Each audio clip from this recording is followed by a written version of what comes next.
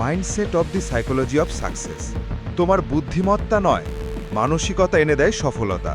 চলুন এই গোপন সাইকোলজিক্যাল ব্যাপারটা বিস্তারিত বোঝা যাক। তো এর পিছনের গভীর সাইকোলজিটা আমি এক্সপ্লেন করছি। সফলতার চাবিকাঠি শুধু বুদ্ধিমত্তা নয়, বরং তোমার মাইন্ডসেট বা মানসিকতা।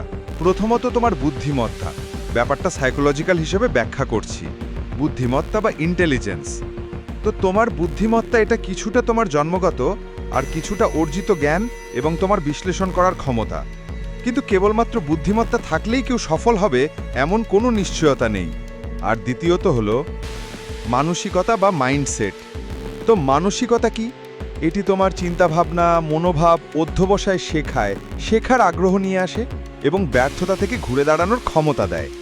যে সমস্ত ব্যক্তি তাদের ভিতরেই গ্রোথ মাইন্ডসেট রেখে চলে, তাদের প্রথম যে গুণটি হলো তারা শিখতে চায়। সো গ্রোথ মাইন্ডসেটের ব্যক্তিরা যে সমস্ত গুণ তাদের জীবনে রেখে চলে সেগুলি হলো, নাম্বার 1, যে গুণটি তারা শিখতে চায়, প্রতিদিনের বিভিন্ন চ্যালেঞ্জ গ্রহণ করে। নাম্বার 2, যে গুণটি হলো তারা ধীরে ধীরে উন্নতি করে এবং সফলতার দিকে একটু একটু করে এগিয়ে যায়। চল কিছু উদাহরণের দ্বারা গ্রোথ মাইন্ডসেটের মানুষদের চিনি এবং বুঝি।